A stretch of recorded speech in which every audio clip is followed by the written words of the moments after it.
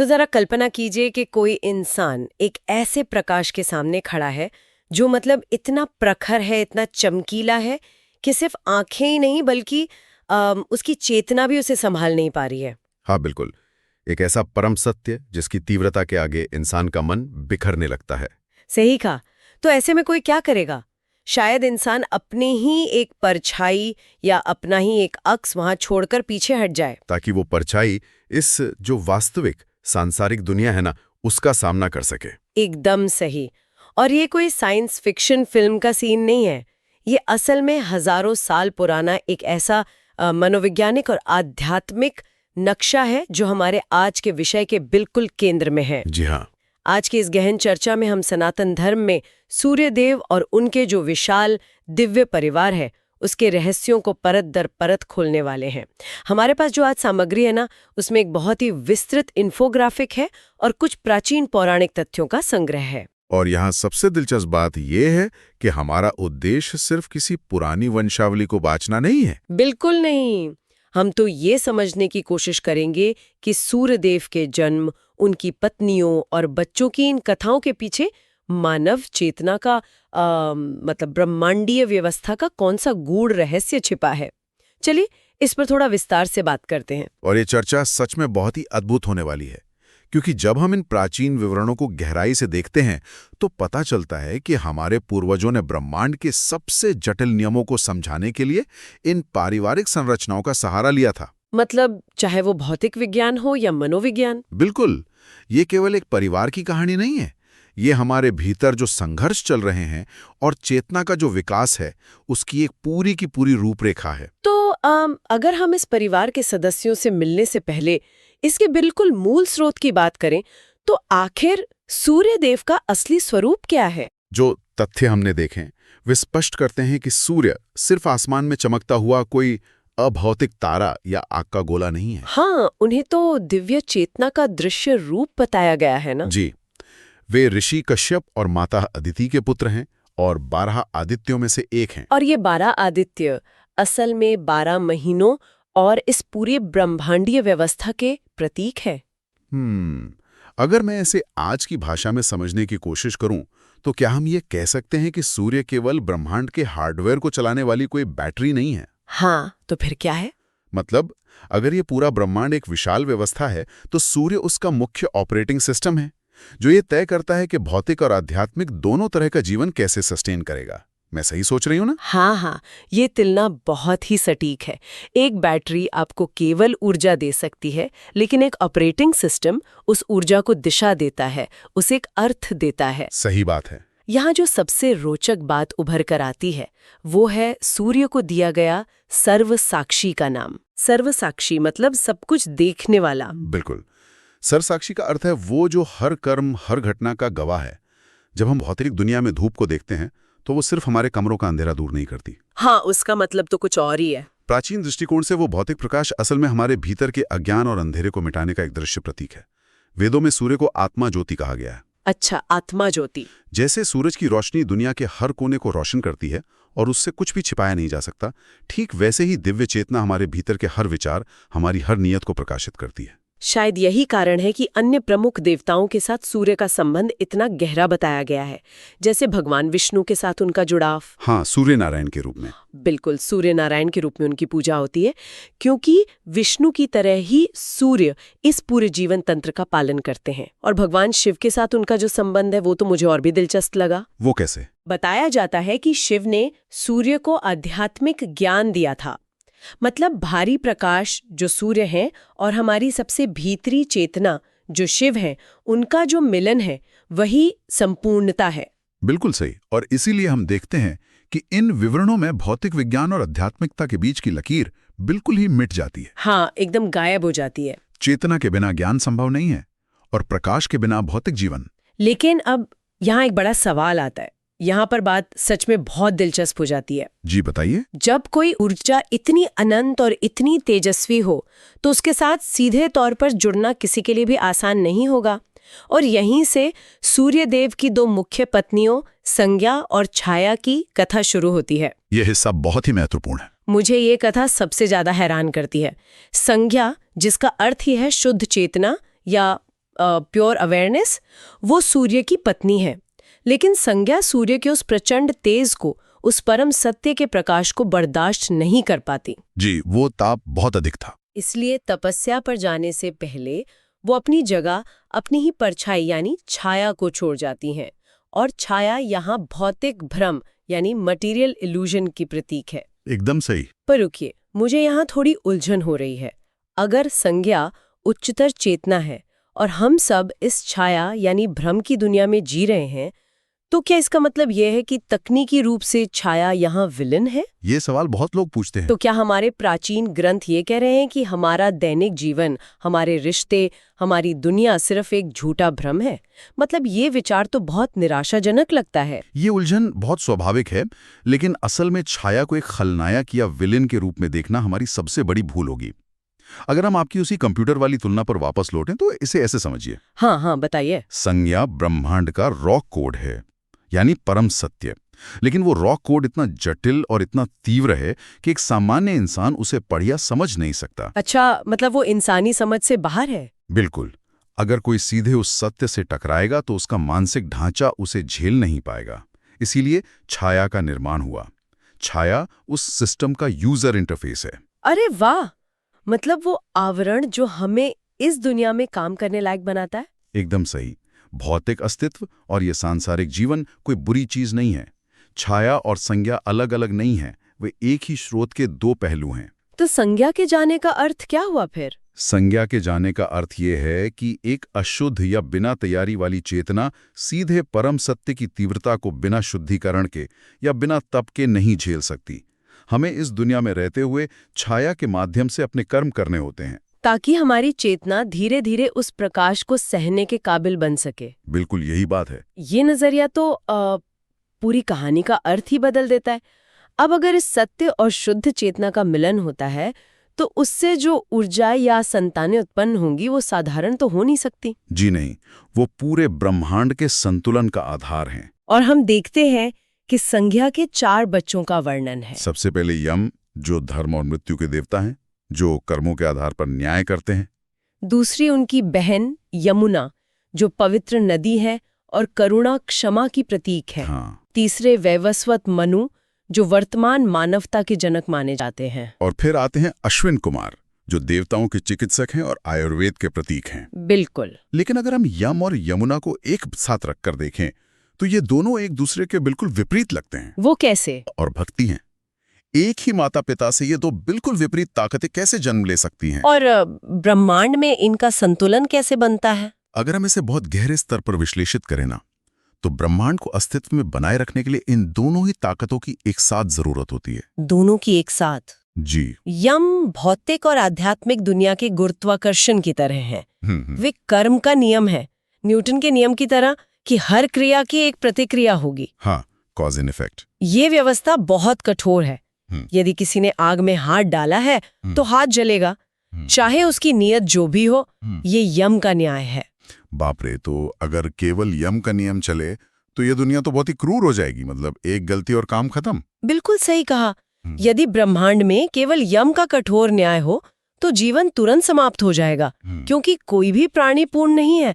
गलतियां तो सबसे होती हैं। हाँ, वो तो है। इसीलिए यमुना की आवश्यकता है। यमुना ईश्वरीय कृपा या ग्रेस की प्रतीक है। वो ब्रह्मांड का प्रेशर रिलीज वाल्व है। बहुत खूब। जब इंसान अपनी गलतियों को मानकर शुद्धिकरण के मार्ग पर चलता है, तब उसे करुणा की आवश्यकता होती है। कठोर नियम ब्रह्मांड का ढांचा बनाए रखते हैं और करुणा उसमें जीवन को पनपने का अवसर देती है। और इसी बात को अश्विन कुमार आगे बढ़ाते हैं ना, जो चिकित्सक हैं। जी हाँ। वो ये सिद्ध करते हैं कि सूर्य की ऊर्जा या सौर ऊर्जा का काम सिर्फ जलाना या नष्ट करना नहीं है। वो ऊर्जा जीवनदायिनी है। वो शरीर और आत्मा दोनों की हीलिंग करती है।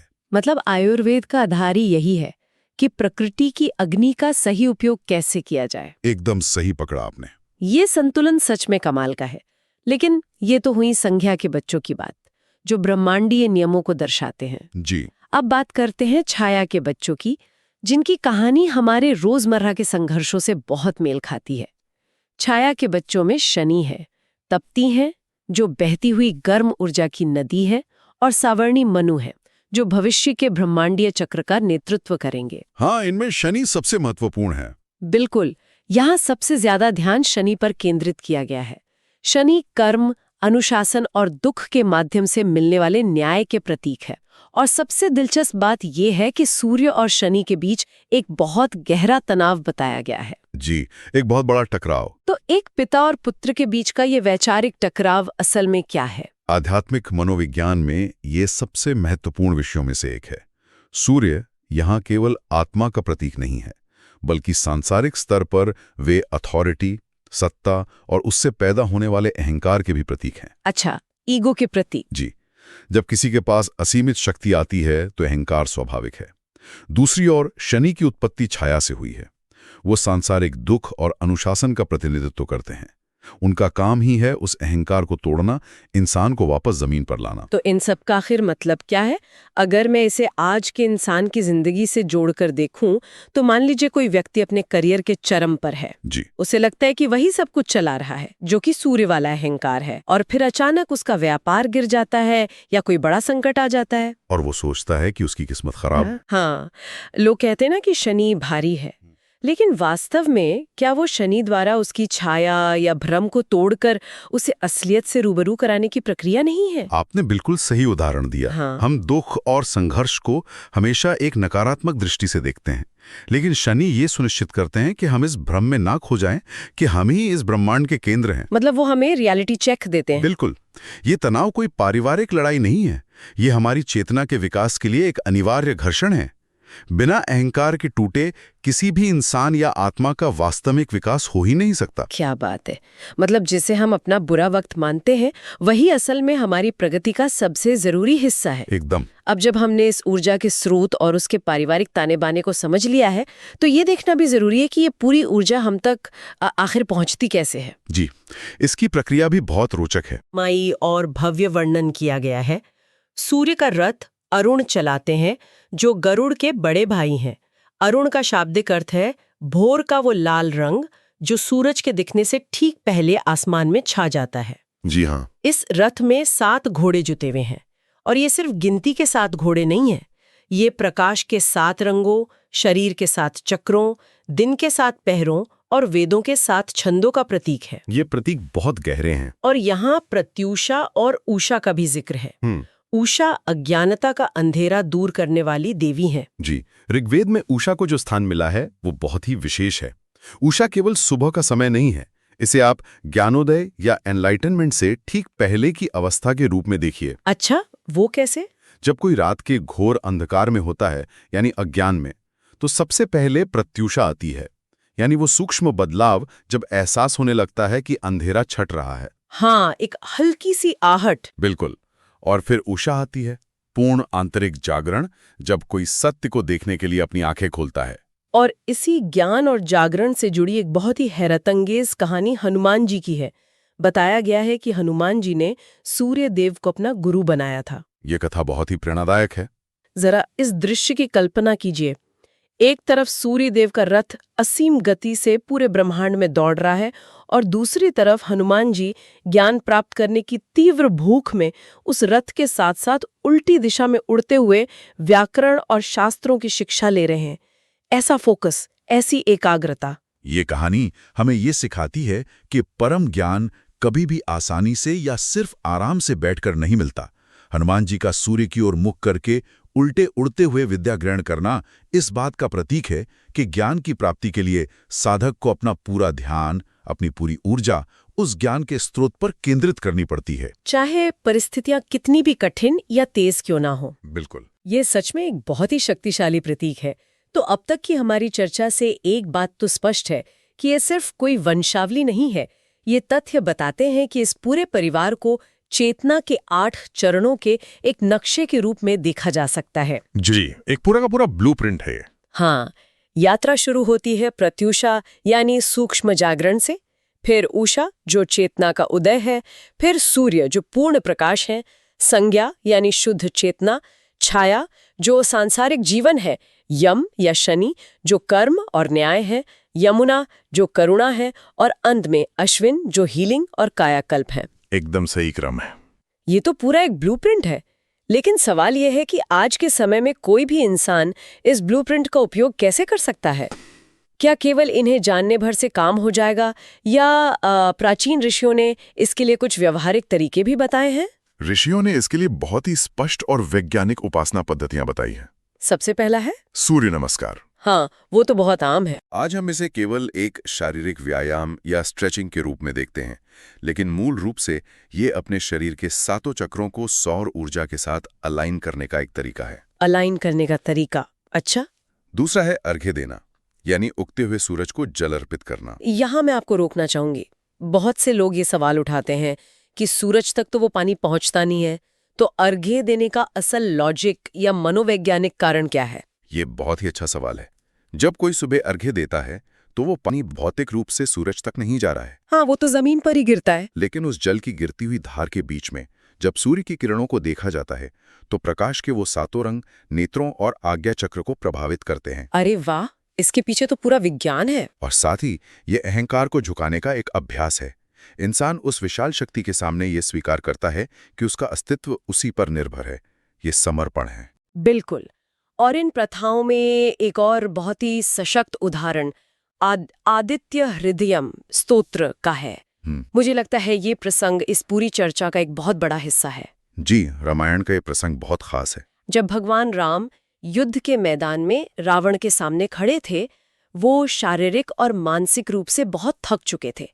उस महासंग्राम में जब जीत असंभव लग रही थी, तब ऋषि अगस्त्य ने आकर उन्हें आदित्य हृदयम का उपदेश दिया था। हाँ। मतलब जब जीवन का सबसे बड़ा युद्ध चल रहा हो, जब भीतर का सारा साहस खत्म हो रहा हो, तब आपको इस ब्रह्मांडीय ऑपरेटिंग सिस्टम से सीधा जुड़ना पड़ता है। एकदम सटीक बात कही आपने। आदित्य हृदयम कोई जादू का मंत्र नहीं था जो रावण को मार देता। वो राम के भीतर की उसी आत्मा ज्योति को फिर से प्रज्वलित करने का विज्ञान था। हाँ, अंदर की शक्ति को जगाना। जब भीतरी ऊर्जा ब्रह्मांड की सर्वोच्च ऊर्जा के साथ जुड़ जाती है तो कोई भी भय या अज्ञान हरा नहीं सकता। और इसी तरह गायत्री मंत्र भी कार्य करता है। अच्छा, गायत्री मंत्र का भी यही उद्देश्य है? जी, ये प्रार्थना भौतिक सुखों के लिए नहीं है। ये उस दिव्य प्रकाश से हमारी बुद्धि और चेतना को सही दिशा में प्रेरित करने की पुकार है। इन सब अभ्यासों का अंतिम लक्ष्य केवल एक ही है, चेतना को शुद्ध करना, ताकि वो संज्ञा की तरह उस प्रकाश को संभाल सके। ये सब जानकर ऐसा लगता है कि जिसे हम अब तक महज एक कहानी या मिथक समझ रहे थे, वो असल में मानव विकास, मनोविज्ञान और हमारे अपने ही मन के भीतर चल रहे युद्ध का एक पूरा नक्शा है। जी हाँ। बाहर के सूरज की उपासना का असली मकसद अपने अंदर के सूरज को जगाना है।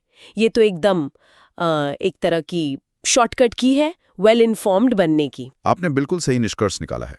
हमने इस चर्चा में देखा कि कैसे ये पूरी संरचना हमें जीवन जीना सिखाती है। हाँ। नियम और करुणा का संतुलन कैसे बनाना है, अहंकार को कैसे नियंत्रित रखना है और अज्ञान से कैसे बाहर आना है। ये ब्रह्मांड का सबसे संपूर्ण दर्शन है। और इसी के साथ हम इस बहुत ही गहरी और विस्तृत चर्चा के अंत में पहुंच गए हैं। लेकिन जाने से पहले मैं एक ऐसा विचार छोड़ना चाहती हूँ जो आज की इन सारी बातों से निकला है। जी बताइए। हमने शुरुआत में बात की थी कि सूर्य सर्वसाक्षी है, वो प्रकाश जो सब कुछ देखता है, हमारी हर हरकत, हमारे हर विचार को। तो जरा सोचिए, जब किसी इंसान को इस बात का गहरा एहसास हो जाए कि एक अनंत और दिव्य दृष्टि उसके हर कदम, चाहे वो कमरे के अंधेरे में हो या दिन के उजाले में, पूरी स्पष्टता से देख रही है, तो क्या उस व्यक्ति का अकेले में किया गया आचरण सबके सामने किए गए आचरण से अलग होगा? ये सोचने वाली बात है। हम सब अंधेरे में छिपने की कोशिश करते हैं, लेकिन क्या ये संभव नहीं कि वो सर्वव्यापी प्रकाश ही वास्तव में छिपने की सबसे मुश्किल जगह हो? इस पर विचार जरूर कीजिएगा। ये सच में झकझोर देने वाला विचार है। और इसी विचार के साथ हम आज के इस गहन विश्लेषण को यहीं विराम देते हैं। नमस्कार। नमस्कार।